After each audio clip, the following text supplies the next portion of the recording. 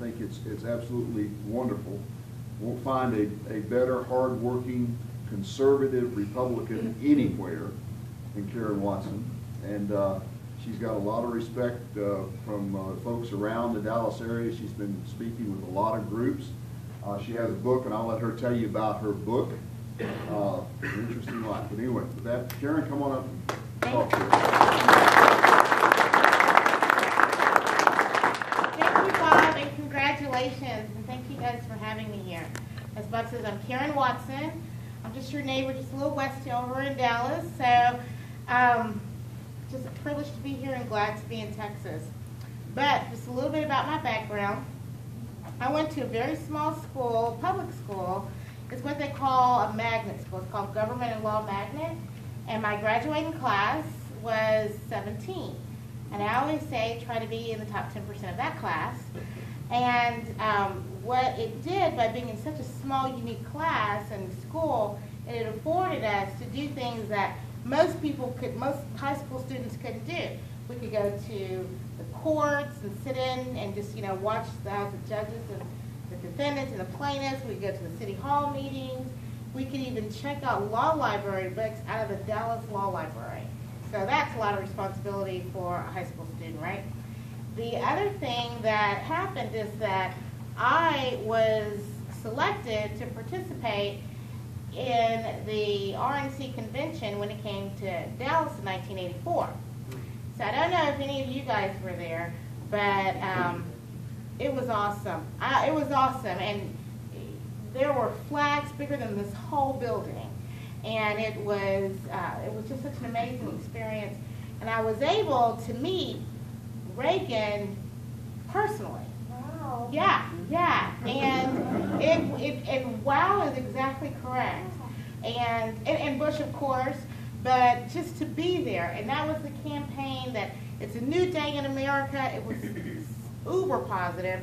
It was so Americana.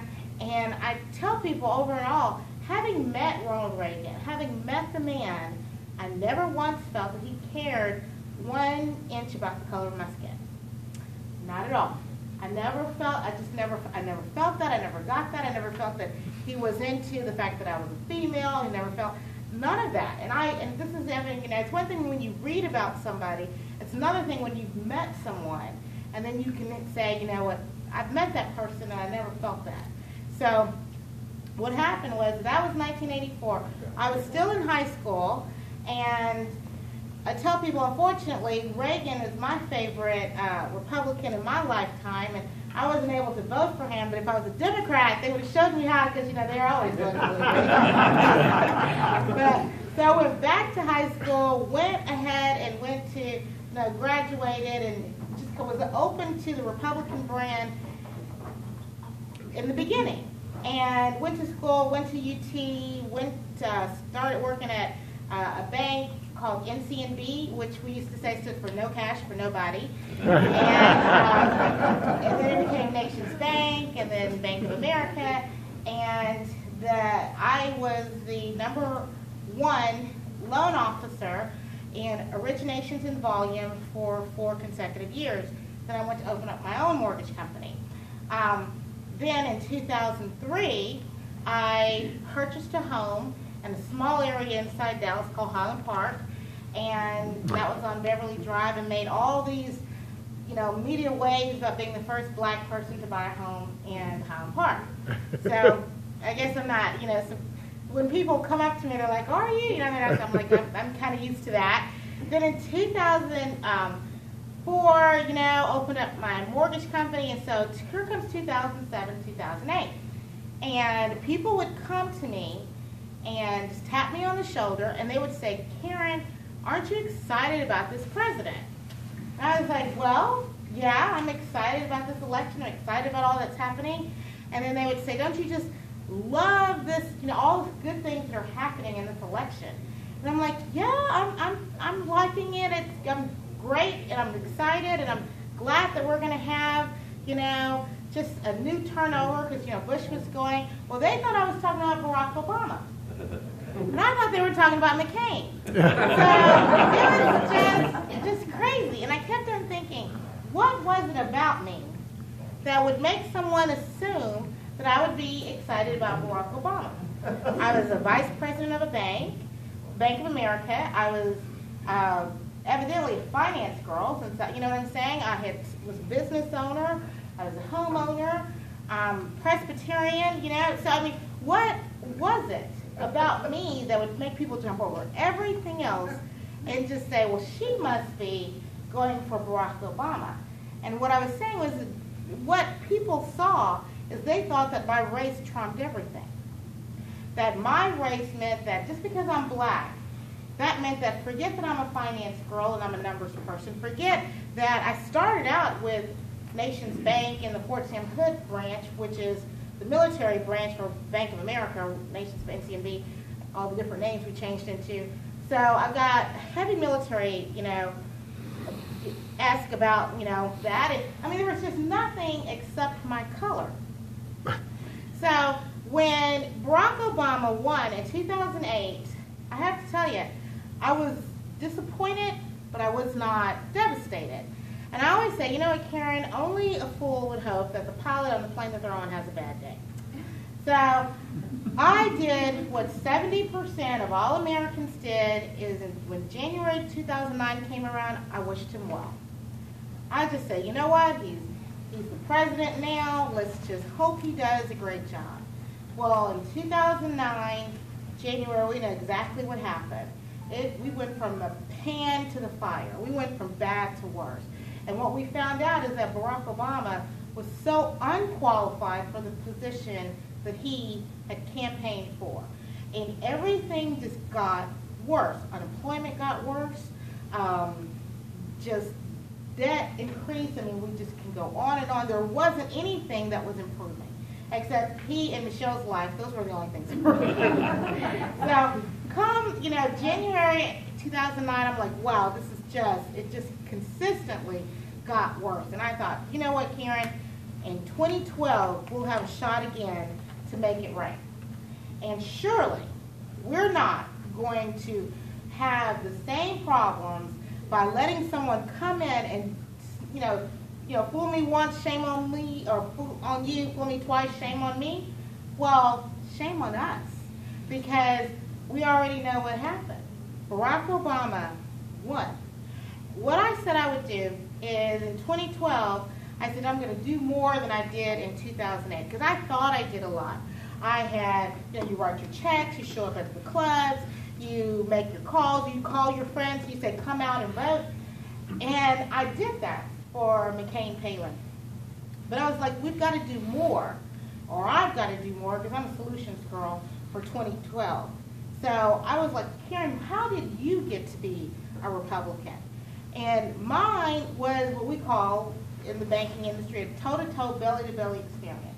It was me personally hearing and seeing for myself what the brand meant. If I didn't, it wasn't a secondhand experience. So I said, we've got to have a way, and I'm not a techie, I don't have a technical background, like I said, I'm a finance girl, but there has to be a way where someone anywhere in the country can just put in a zip code and find out where all of these Republican events are happening. Because the left and the mainstream media tells everyone else that Republican clubs and Tea Party clubs, we already know what they say. They tell people you have to have like a secret handshake to get into the meeting, you know, or you have to say the code, and that they're closed instead of being opened and welcoming. So I said, we just need to have that where no matter where you are, you can find out anywhere in the country. So in January of 2012, some brilliant engineers, wasn't me, but just, like I was just the idea person, they came up with the coding, and we launched GOPBuzz.com in January. And we were getting calls all over. We realized that we had Republican clubs in Puerto Rico. I didn't know that. And people were coming up to us and saying, Karen, your world is about to get really small. Because we need kind of these tentacles out there so that we can cross-pollinate our message to people outside of just, you know, the same old 12 people that always show up to the same old meetings and do all the work. So one of the great things is that the NFRW, which is the National Federation of Republican Women, did a survey, and we were able to be that for the portal for that with kitchen cabinets and all this other. Well, I was on the phone and I was talking to this one lady who was on the publicity committee for the NFRW, and we had talked for weeks. And we were just, you know, you're talking to someone and you're finishing their sentences and you're just like in sync with them, just like, you know, you're like, yeah. We were talking about the upcoming campaign. And so she said, you know what? You're just in Dallas and I'm in Shreveport. She goes, why don't you post our event and then come on up and be a part of it? So I'm like, okay. So I get my operations manager at GOP Buzz. We drive to Shreveport. We get there. I got there early before she came in. So she comes in. I can tell I'd never met her. And so she's looking, and I'm sitting in the lobby, and she's like, are you Karen? And I'm like, yeah. And she said, you're black. And I said, if you're not, you know. And then Larry's Asian, so it was just a crazy thing for them in Louisiana. But she said, you don't understand. I never once, out of the weeks we were talking almost daily. She goes, I never once thought that you were black. She goes, it just never occurred to me. And so she said, you know what? You need to write a book about being black and Republican, you know. And I said, you know what? I will, because I am so ready to make sure that Barack Obama gets out of office. And at first I thought I was going to name the book The 10 Things You Didn't Know About Black Republicans, and chapter 1 was going to be We Exist. But what I wanted to do was to be truly a change agent. So I got a lot of data mining, and I did an open mic to every black Republican that was out there. And for 8 weeks in my house and you know, choking down all that dry material, I came up with being black and Republican in the age of Obama. The crazy thing about it is that at first I honestly thought it was just that black Americans were miseducated, that it was just a misstep. You know, when I always tell people, when people say they don't like chocolate, I always say, well, you've never had chocolate. If you had it, you'd like it. Or when people say they don't like bacon, I'm always saying you've never had bacon, because if you had bacon, you'd like it. And I've told so many people my thing for world peace would be to send a whole bunch of bacon to the Middle East. It does people happy, because then they, you know, wouldn't be so miserable trying to kill everybody. But, you know, so it's just something that they didn't understand, they didn't know. But the more I researched, I found truly it is not just a miseducation. It is not just people didn't know something.